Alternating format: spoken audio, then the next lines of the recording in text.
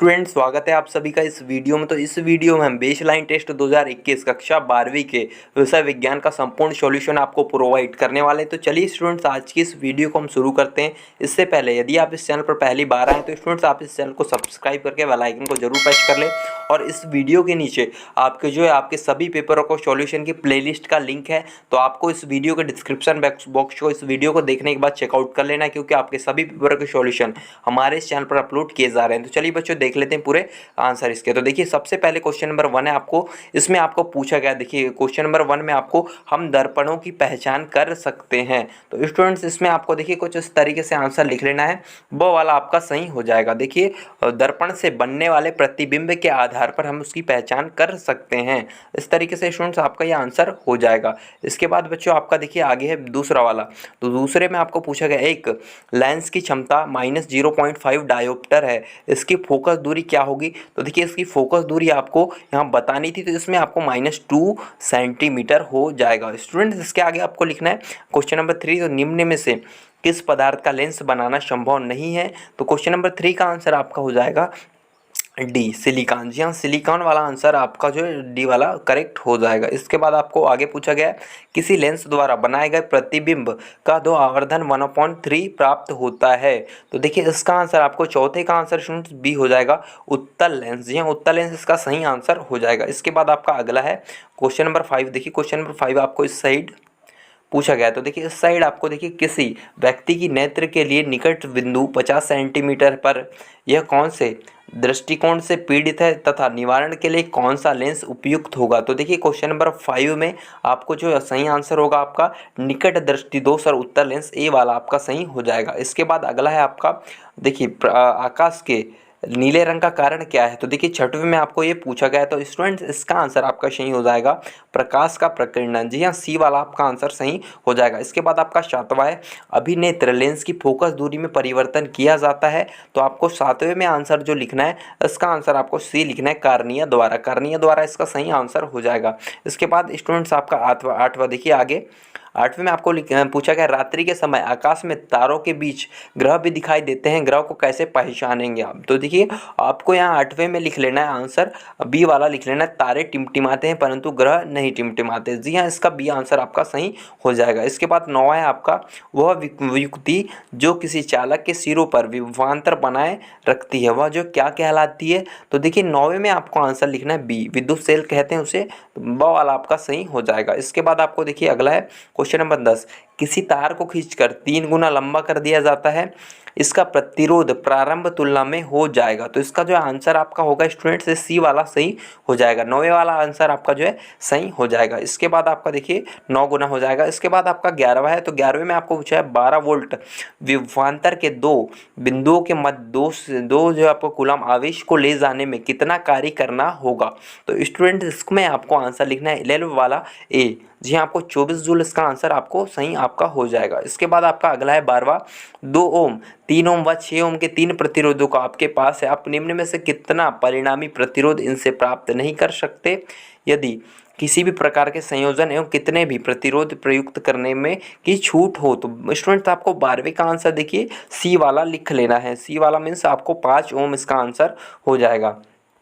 इसके बाद आपका देखिए 13वां क्वेश्चन है। 13वें क्वेश्चन में आपको पूछा गया विद्युत धारा को यांत्रिक ऊर्जा में बदलने वाली युक्ति कहलाती है। तो इसका आंसर स्टूडेंट्स आपको लिखना है 13वें का आंसर आपका देखिए आपको ए वाला आंसर लिखना है विद्युत मोटर। विद्युत मोटर इसका सही आंसर हो जाएगा। इसके बाद आपका देखिए 14वां वाला पश्चिम की ओर प्रक्षेपित कोई धनावेशित कण किसी चुंबकीय क्षेत्र द्वारा उत्तर की ओर विक्षेपित हो जाता है, चुंबकीय क्षेत्र की दिशा होगी। तो देखिए चुंबकीय क्षेत्र की दिशा आपकी इसका आंसर जो कि ऊपर मुखी होगी, आपका डी वाला आंसर इसका सही हो जाएगा। इसके बाद स्टूडेंट्स आपका देखिए आगे आगे आपका 15वां तांबे के तार की एक आयताकार कुंडली किसी चुंबकीय क्षेत्र में घूर्णी गति कर रही है, इस कुंडली में प्रेरित धारा की दिशा में कितने परिभ्रमण के बाद परिवर्तन होगा।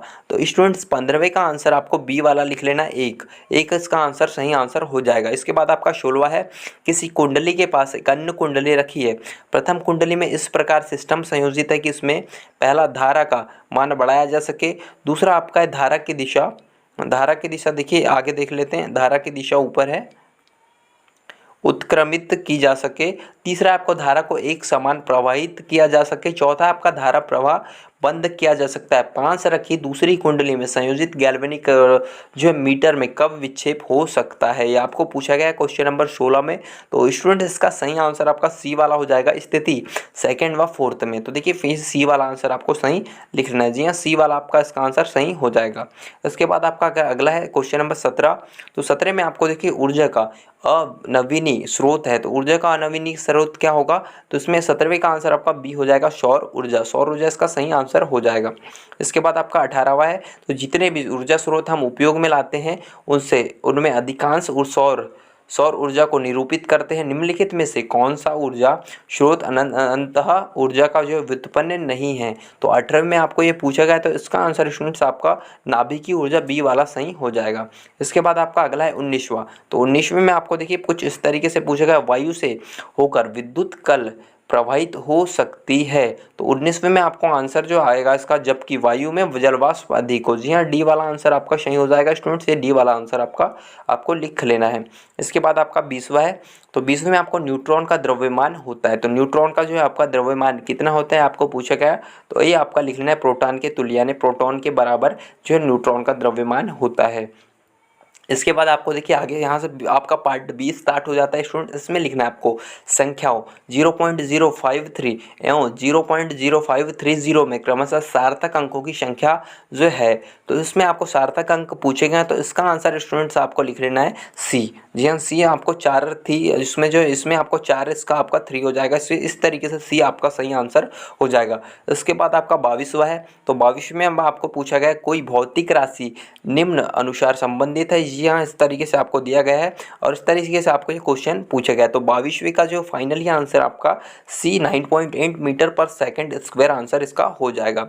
इसके बाद स्टूडेंट्स आपको देखिए 24वां। तो 24वां आप यहाँ देख सकते हैं, निम्न में से सदिशों का राशि का जो समूह है, सदिश राशियों का समूह कौन सा है, तो सी वाला आपका जो जड़त्व आघूर्ण, बल आघूर्ण ये विस्थापन आपका सी वाला जो सही आंसर हो जाएगा। इसमें आपको लिख लेना है। इसके बाद 25वां आपको निम्न में से किन कोणों जो है के लिए क्षैतिज परास समान रहेगा। तो समान किन कोणों के लिए रहेगा, तो बी वाला आंसर आपका 40 और 50 आंसर सही इसका हो जाएगा। इसके बाद आपको 26वां है।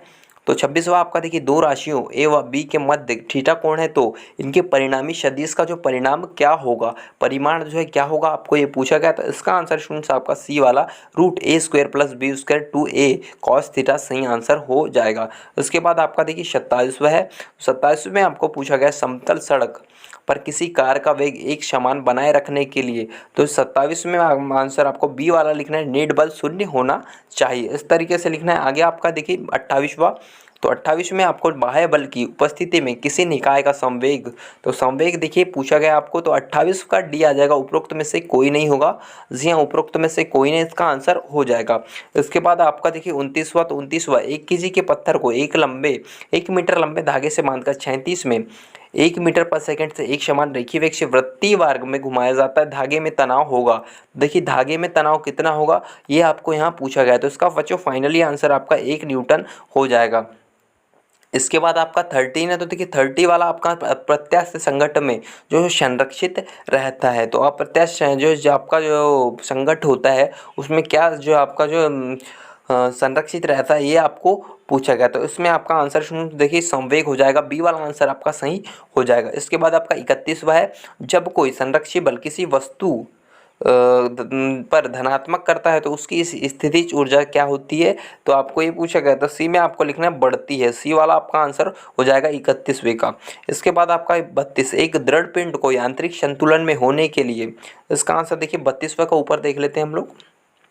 ये आपको इस तरीके से इसके ऑप्शन दिए हुए हैं। तो इसका जो बच्चों फाइनली आंसर है ये आपके 32 वाले का, इसका आंसर आपका बी हो जाना चाहिए। जी हाँ, बी आपका ये सही आंसर हो जाएगा, नेट बाह्य बल आघूर्ण 0 होना चाहिए। उसके बाद आपका देखिए 33वां है। तो 33वें में स्टूडेंट्स देखिए गुरुत्वीय स्थितिज ऊर्जा 0 होती है। तो देखिए 33वें में आपको पूछा गया था, तो इसका आंसर स्टूडेंट्स आपका डी हमारे चयन अनुसार कहीं भी ये लिख लेना है। इसके बाद आपको देखिए 34वां है।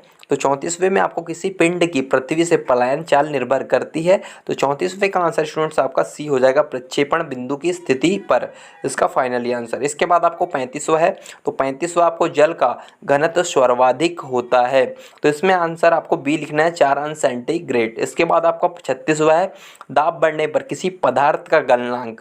जी हाँ, दाब बढ़ने पर किसी पदार्थ का गलनांक आपको यहाँ बी वाला लिखिए, बढ़ जाता है, बढ़ जाता है लिख लेना है। इसके बाद आपका देखिए 37वां, रुद्धोष्म प्रकार में निकाय की कुल ऊर्जा जो आपको कम हो जाती है। अ वाला आपका जो इसका आंसर हो जाएगा, अ वाला इसका राइट आंसर हो जाएगा स्टूडेंट्स, ऊपर वाला। इसके बाद आपको यहाँ लिखना है 38वां। 38वें में आपको संबंध P V R is equal to नियतांक में आर है, तो आर क्या है आपको ये पूछा गया इसमें, तो 38वें का आंसर आपका बी हो जाएगा, C P upon C V. इसके बाद आपका 39वां, किसी डोरी में तनाव बढ़ाने पर तरंग की चाल आपसे पूछी गई है, तो इसमें आंसर आपका देखिए कुछ इस तरीके से हो जाएगा, सी आंसर अपरिवर्तित रहती है, ये आपका राइट आंसर इसका होगा। उसके बाद आपका 40वां, प्रणोदित दोलनों में बाह्य आवर्ती बल की आवृत्ति दोलक की प्राकृतिक आवृत्ति के बराबर होने पर जो परिघटना होती है उसे क्या कहते हैं, तो उसे बच्चों अनुनाद कहा जाता है। इस तरीके से भी आपको बी वाला आंसर लिख लेना है। तो आई होप बच्चों ये वीडियो आपको पसंद आया होगा। यदि जो इसी तरीके से वीडियो आपको कंटिन्यू चाहिए तो आप नीचे कमेंट बॉक्स में कमेंट कर सकते हैं, साथ ही इस चैनल को आप सब्सक्राइब कर सकते हैं। तो मिलते हैं बच्चों नेक्स्ट वीडियो में।